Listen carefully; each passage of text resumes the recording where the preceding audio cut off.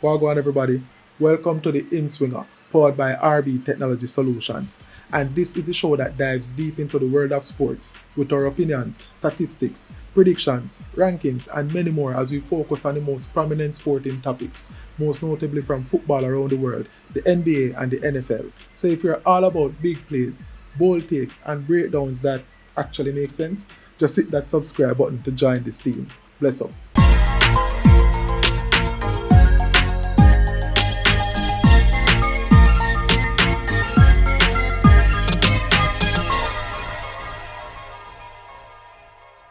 Welcome back to the Inswinger, and today we'll take a look at some football, more specifically the 2024-2025 Champions League quarterfinals, and we have four massive matchups lined up for this week. So what we'll do in this video is just take a look at each tie briefly, look at some key statistics, team news, and possible tactical storylines that could play out in these matchups, while also giving our predictions. So with the Champions League quarterfinal stage already set, we now waste no more time. We start it now. So the first matchup that we look at is Arsenal versus Real Madrid, which is quite simply one of the most massive games that we have in the quarterfinals this year. The first leg will be taking place at the Emirates on the 8th of April, which is the home of Arsenal, with the second leg being played the following week at the Santiago Bernabeu, the home of Real Madrid. And this one is a classic showdown as Arsenal is back into the quarterfinals for a second year in a row after being eliminated by Bayern Munich at the same stage last season. But they're up against the most challenging test that still exists in the Champions League, Real Madrid, a team that basically views this league as their birthright, the 15-time champions and the defending champion. And to highlight some key players, we must make mention of Bukayo Saka, whose return from injury is quite timely for Arsenal. He has contributed 10 goals and 14 assists in 26 matches this season for the Gunners. And Real Madrid's Kylian Mbappe must get a shout out as well. He has 7 goals in the Champions League and has been a constant threat to defences all season long. Arsenal has been somewhat a fortress at home in Europe. In fact, they haven't lost a Champions League game at the Emirates in the last 2 seasons since returning to the competition. This season, the Gunners blew away PSV 7-1 in just one leg of the round of 16 as they cruised through 9-3 on aggregate, and overall they've scored freely and conceded very little at home. Real Madrid, however, as we all know, are the kings of the competition, even though they needed penalties to eliminate city rivals Atletico in the last 16 after a 2-2 aggregate draw. But they also showed their firepower earlier in the competition by defeating Manchester City 6-3 in the playoff round. And speaking of firepower, Real Madrid's attacking trio of Kylian Mbappe, Vinicius Jr. and Rodrigo have combined for 19 goals in the Champions League this season, accounting for 70% of the team's total. And that statistic underscores how heavily Real Madrid relies on their star forwards, and Arsenal's defense will have them hands full dealing with them youth. To touch on some team news, well, Arsenal has had a bit of an injury hit all season long.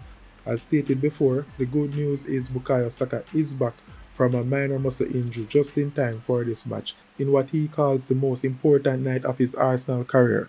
Gabriel, however, is out for Arsenal, which is a massive blow to them defensively. This one somewhat is untimely.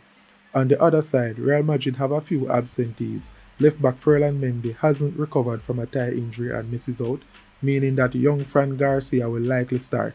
Long-term right-back Danny Carvajal is basically out for the season, so Real have occasionally used midfielder Fede Valverde as a makeshift right-back, and the big boost for Real Madrid is the return of goalkeeper Thibaut Courtois, who has recovered from a strain that he picked up in March and will retake his place between the sticks.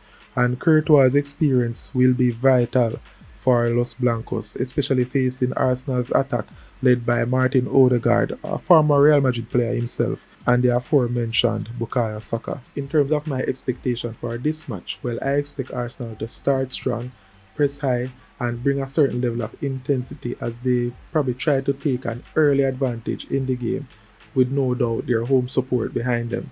But as we already know, Real Madrid has that big game DNA and this frankly ridiculous ability of soaking up massive amounts of pressure while still maintaining the possibility of counter-attacking at lightning speed at any moment. Mbappe and Vinicius Jr. on the break are a terrifying prospect, and Arsenal's fullbacks will need to pick their moments to go forward or risk getting caught out. We could also see Arsenal attempt to press and disrupt Madrid's build-up, trying to feed off the energy of the Emirates as stated before. But Arsenal might actually fancy their chances if they manage to keep a clean sheet, but that is highly unlikely now. But Real Madrid almost always find a way to score, and this could be a tactical chess match that could swing on a moment of magic or a mistake.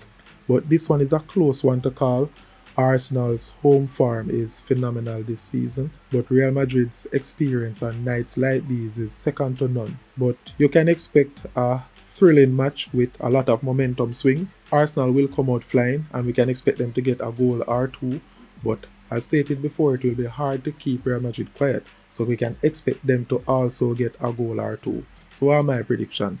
2-2 for the first leg, leading to a more cagey affair at the Bernabeu, with Real Madrid sneaking a 1-0 win in the second leg. So 3-2 Real Madrid will advance out of this tie. And get this, I not even like Samoa Madrid win, but betting against them at this point kind of nonsensical. The hard way I did have to learn. But I mean, deep in our heart we know so we want Arsenal kick out them teeth, because frankly, me tired of them brother, you know. So the next quarterfinal match that we'll look at is Bayern Munich versus Inter Milan. The first leg also set to take place on the 8th of April at the Allianz Arena, home of Bayern, with the second leg taking place on the 16th of April at the famous San Siro, otherwise known as the Giuseppe Meazza, home of Inter Milan. And this is a clash of European heavyweights with a lot of history, as they contested the 2010 finals, a final that Inter won. And this is a meeting of two clubs that definitely expect to win this trophy. Bayern are in good form right now and are one of the favourites to win the Champions League, and Inter enter this tie though as somewhat of underdogs, but really and truly don't make that fool you, because Inter are a really dangerous team. They have been for like 2-3 years now, and they were finalists in the competition 2 years ago, so Inter are a really strong team. So as it relates to form, Bayern Munich at the Allianz Arena are nearly unbeatable, literally. They are 22 games unbeaten at home in the Champions League going into this match, and the last visiting team to win in Munich was PSG 4 years ago in April 2021.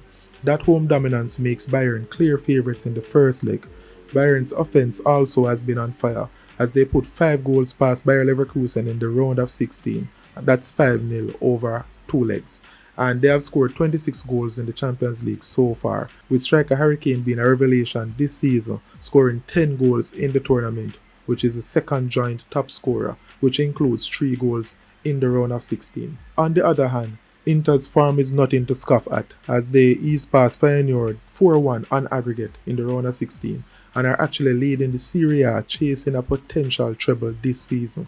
Inter have scored fewer goals in Europe, however, with their top scorer Lautaro Martinez contributing 6 Champions League goals, but they boast a really strong defense. As it relates to team news now, Bayern have a few injuries to navigate. The biggest blow is the loss of Jamal Musiala, who tore a hamstring in their last league game and is out for the rest of the season. So now that's a creative spark missing in midfield, and their players out in defense as well, with left back Alphonso Davies and centre back Dayot Upamecano both nursing knee injuries. In goal, Manuel Neuer is also still recovering from a calf problem. For Inter Milan, key midfielder Hakan Çalhanoğlu and crucial defender Alessandro Bastoni are both doubtful for the first leg, with both nursing knocks. And as it pertains to their wing backs, Federico Di Marco is also an injured out along with Denzel Dumfries. Also, midfielder Christian Aslani is suspended for yellow card accumulation. However, Inter's defense still has Stefan De Vrij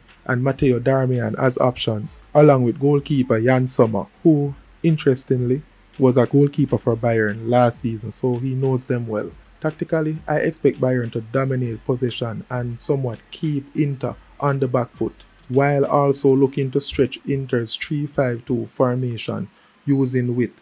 Even without Alphonso Davies, Bayern can still use their wingers, such as Olise and Sane, to attack the flanks of Inter and create some problems, given that their wing backs are. Bayern might be a tad less fluid, given that Musiala will be out. However, Thomas Muller is a very capable replacement, and Joshua Kimmich will also try to dictate play from deep. Inter, on the other hand, now will try to stay compact, defending numbers and counter when the opportunity presents itself. And this will mean Lautaro Martinez and possibly Marcus Thuram will have to feed off scraps for the most part of the first leg as Inter tries to make any counter count. One key area as well would be the midfield battle and intensity, with Bayern's midfield press going against Inter's ability to play out. And with Hakan Çalhanoğlu possibly out, Inter will need to rely on Nicolo Barella's energy and Henrik Mkhitaryan's experience and composure on the ball. Also, Inter might have to rely on a lot of set pieces for this match as well.